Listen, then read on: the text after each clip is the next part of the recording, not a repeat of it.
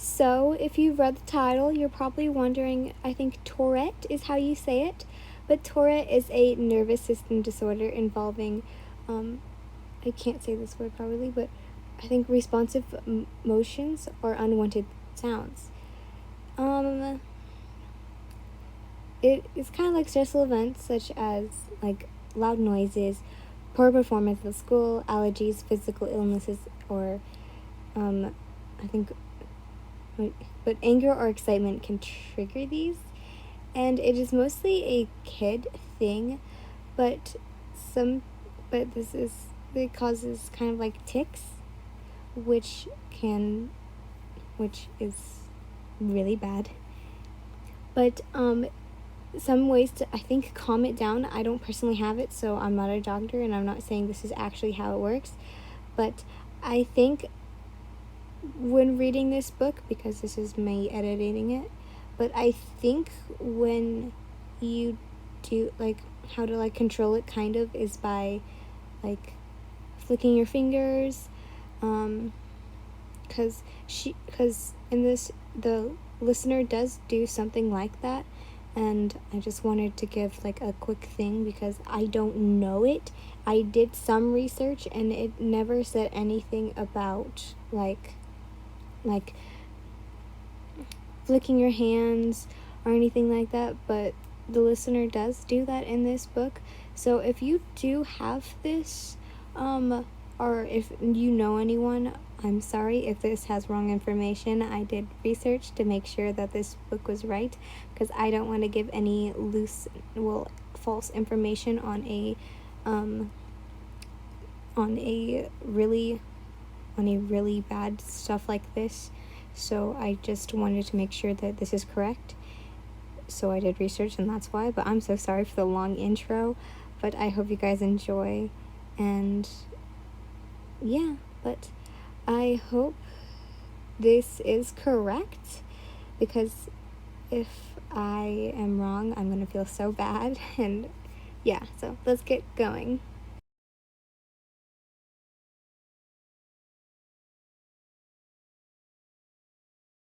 Getting into UA wasn't that much of a challenge for Yin Lin, since she got in purely because of recommendations.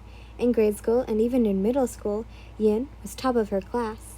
She was one of the smartest people there that was in her class, and her quirk was a unique one, which helped her get it. Even though she seemed to be the smartest, though Yin could be mature, which is why she is best friends with the Bakusquad. Yeah, they were all loud and sometimes could act stupid, but she enjoyed being together with them. They kept her pretty happy since her last best friend treated her poorly. She wasn't sad about them, nor did she miss them. Ever since they met, Yin knew they weren't the best people to be around. That's why she never got too close with them in the first place. Now, Yin loved to be with the Bakusquad and enjoy having actual friends that accepted her. Yes, she was friends with pretty much everyone in Class 1A, except Mineta, and even friends with kids from the other classes. They all treated her like she was normal, when she knew that she wasn't, but that's what she loved about herself. Now, she was walking to school. Why am I yawning? I was just good 15 minutes ago. Talking with Shinzo, who is one of her closest friends since they've known each other since they were little, even though they grew up together, though. He was still the second closest person to her, next to Bakugo, Denki, Mina, Zero, Kirishima, and being the first closest people. Ugh, I really hope that shit Aizawa doesn't make us do anything today. Yin groaned as she gave a little whistle. One of her tics. Yin was known to be only 3 specific tics: whistling, random words, outbursts, and snapping her fingers. All of all of which the Bakusquad found cute. Yes, cute. Yeah, I didn't really want to do anything either. I'm still sore from when we were trained the other day. He yawned a little and blinked away the tiredness from his eyes.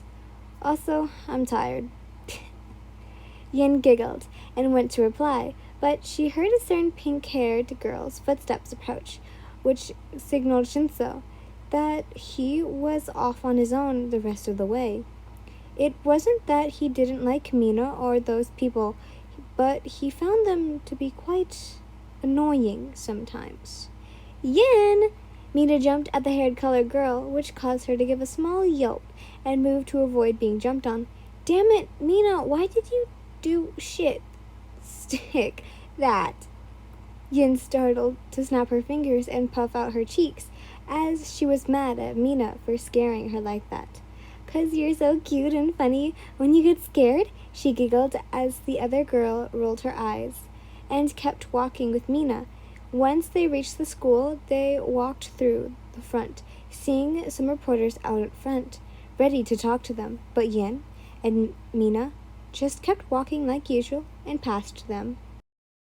As they were past them, though, they could faint whispers from behind them as Yin snapped excitedly and giving a few whistles. Mina laughed as Yin accidentally said some words about the reporters, which caused her to go red as she looked down, putting her hand in her face. Damn it. Getting closer to the front, she could see Bakugo walking with Kirishima, or as she called him, Bakugo's boyfriend. "Hey, Bakugo, Kirishima!" Mina screamed as Yin sighed, pulling out her phone and following Mina over to the boys. She kept quiet as she followed, which wasn't odd. Yin wasn't as loud as the others of the group. She talked a lot, but she wasn't ever loud. "Hey, redhead." Yin paused and gave a whistle as she shook her head. "Hey, Katsuki, Carrie." She gave a smile, shoving her phone into her pocket and looking around. "Where's the rest of the gang?" Kirishima gave a toothy smile as he answered, "Probably upstairs in first period." Mina and Yin both nodded and headed towards the stairs, ready to go to their class. There wasn't that much time as they walked towards the class. Why is Carrie and Katsuki walking around minutes before class starts? They're gonna make out, duh! Both girls laughed as they continued to walk towards the class, but a stern 1B blonde stepped in front of them. "Oh, look, it's the tick of 1A, an alien friend. Come to check out how you're not number one?" He laughed and looked down at the two girls. Mina gave a slight annoyed look, while Yin stared darkly at Pneumonia?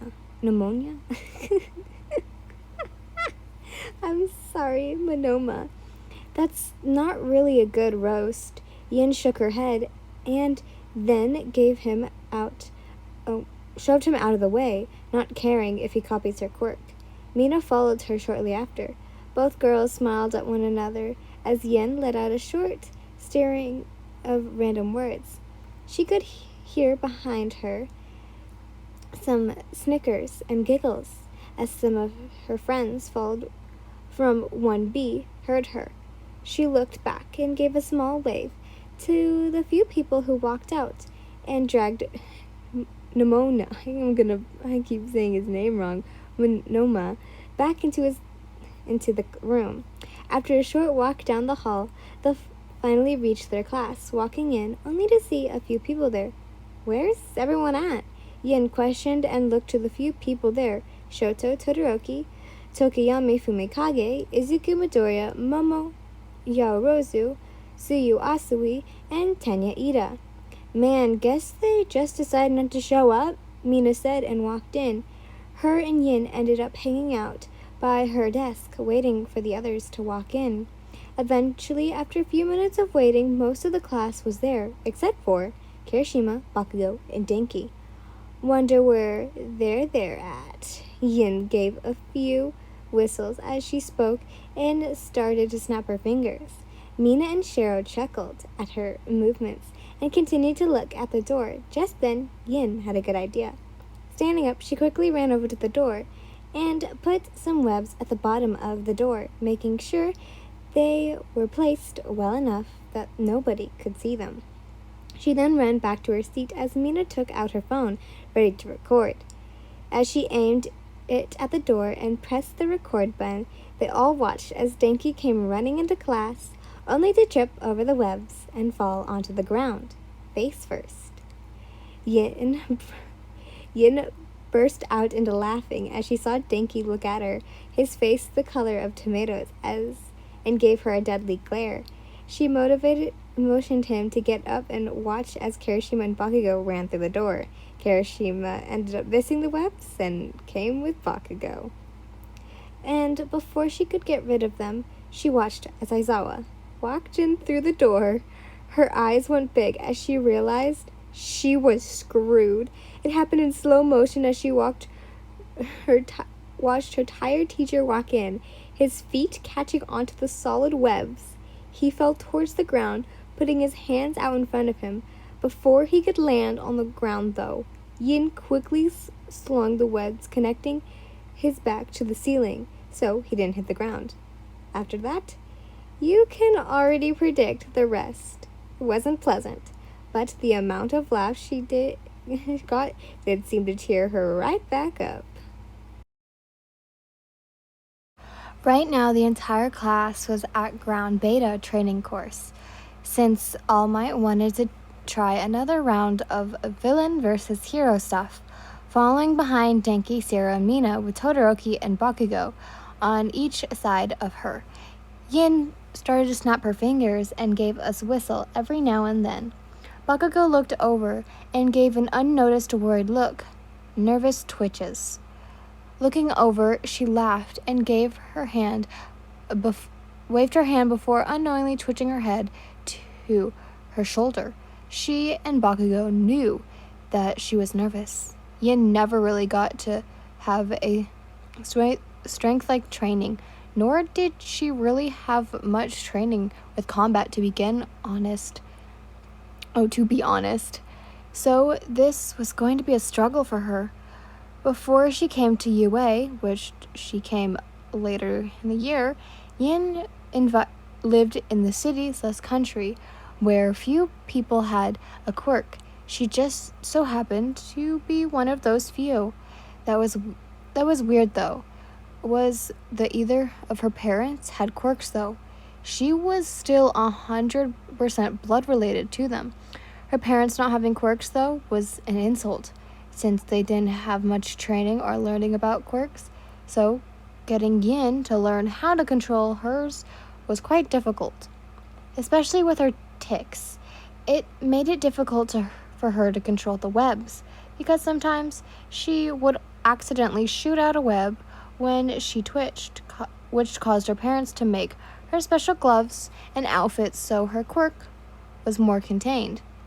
"Hey, Yin! Yahoo!" snapped out of her thoughts when she looked up to see Denki waving his hands in front of her face. I don't know why I said wahoo. Giving a small smile, Yin started to blink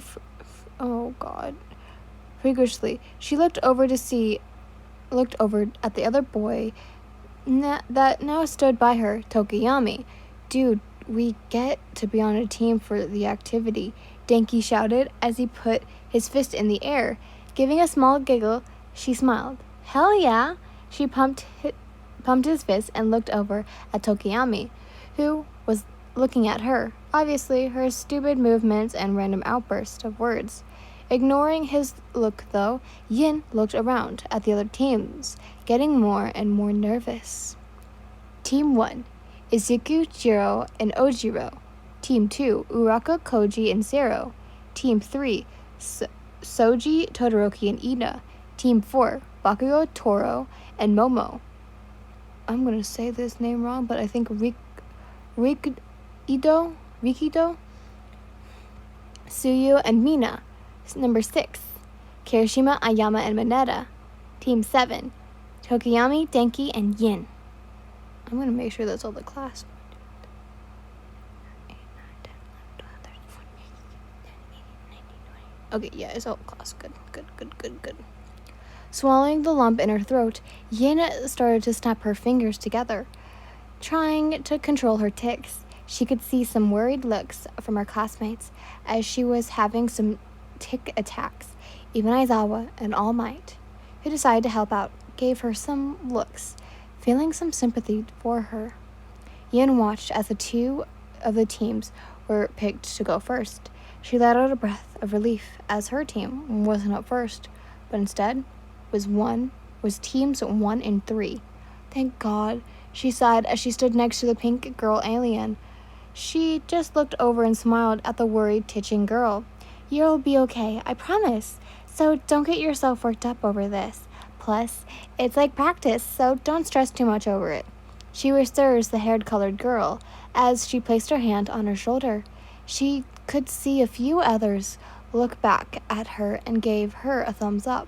Even Bakugo looked back and walked up to her. You'll do fine, Twitchy, so stop being a dumbass and worrying about this stupid activity. Yeah, you got this in the bag, Yin, she heard Kirishima comment as he gave her a toothy, shark-like smile. She thanked them and continued to watch the battle in action. Her eyes were hooked on the screen as she watched Diro seem to break Todoroki's ice with her sound, which seemed to surprise even Yin. Oh, everyone, even Yin. Watching the end, she watched as All Might called it a tie, which gave her some hope that she wouldn't make a fool of herself during the battle. Shoot, she whispered as Yin gave the team. She was up against Team 4, Bakugo, Toro, and Momo. Bakugo gave her a smirk as he crushed his fists together. You're going down, Twitchy. After a small string of random words, Yin shook her head as she snapped her fingers. Looking at his crimson eyes, she wasn't scared of Bakugo and his friends, which she knew a few weaknesses of his quirk, since Yin knows Bakugo the best out of the rest of the class. She never was scared or intimidated by him. In fact, Bakugo was the closest person Yin had in her life, and she talked to him about almost everything in her life. He didn't mind usually when they're alone, hanging out, but when he was around his friends, Bakugo would act like a better person than Yin. But she didn't mind. She's grown used to it. Wow, way to encourage me, you ass. Bakugo shrugged and started to walk inside, since he was supposed to play the villain. My team was the heroes, and as we waited there, we discussed a plan. I won't be much help when it comes to strength. So I think Tokiyami should go for the bomb, while Denki and I stay back as distractions, except Denki will be closer to Tokiyami, and just in case, while I stay back to be the loudmouth I am. They'll probably send Bakugo and Toro out to scout us, so I'll get those two, while Momo stays behind and guard the bomb, alright? Denki stared at me with a blank expression while Tokiyami shook his head at me. I clasped my hands in disgust from the group, looking at the building standing before us. I could hear a few cheers to us as the team walked away. Alright, let's get this braid. Taking a deep breath in, we heard a horn, our bell ring, which signaled us to start. We all headed into the building and took our separate ways. Hearing some heavy footsteps above us, I decided to cause a distraction. Jackass! I screamed as I started to snap my fingers, feeling myself get more and more nervous about this. What if I mess up and our team loses because I couldn't control anything? Blonde bitch, I randomly blurted out as I twitched my head to the side. I could hear the pace of footsteps pick up and head towards us. What the hell did you say, Twitch? I heard the loud blonde yell at me, which caused me to create a wall of webs and back away. Watching as Bakugo approached, I could only assume Toro would be right behind him. So I created a small wall and threw some baking powder. It usually helps with cleaning the webs. So if she stepped by, she gets somewhat covered. So I'd see her. What's wrong, Bakugo? Can't bastard get enough. I smirked as he heated up his hands and tried to blast through the webs. As I watched him, my ears perked up as I felt a strong sense grow together. I quickly turned around and shot a web at where I felt something, and as I did, I heard a yelp. I saw the web snap around the outline of a certain invisible girl. I teared to myself as I walked over and placed the handcuff-like equipment on her. As she laid there, I looked back to see Bakugo wasn't there. So, rushing, I made a wall around Toro and ran off, trying to find Bakugo. Hey, Blondie, come here. Hearing his footsteps near, I made my way towards them, and in a slow motion shot my webs at his feet. He jumped over the webs and ran towards the stairs, probably to stop our team from winning. But as he was running, I saw him turn around and quickly fire an explosion at me. Not expecting the attack, I raised my arms up, thinking in a small time on how to protect myself. I shot out a single web, but I was too late. Shit! I hear Bakugo yell as he probably realizes what he did. I screamed out as an explosion hit me, causing me to fall back onto the hard floor below me. As I tried to catch myself, my arm twitched up, which caused me correlate with the cement floor. It felt cold as I felt my head hit the floor hard, causing me to go unmoving. I looked up to see and saw a blue running up to me, the black and orange spots giving away that it was Katsuki. I could hear him shouting at me along with some yells over his voice. Trying to move my head, a headache took place of my movements. I groaned. My vision seemed to fade in and out of focus. As I tried to look up at the blonde's face, I could see his lips move, but I couldn't hear what he was saying. I could see some blurs running up from behind him as my vision decided to finally give out, causing the world around me to blank.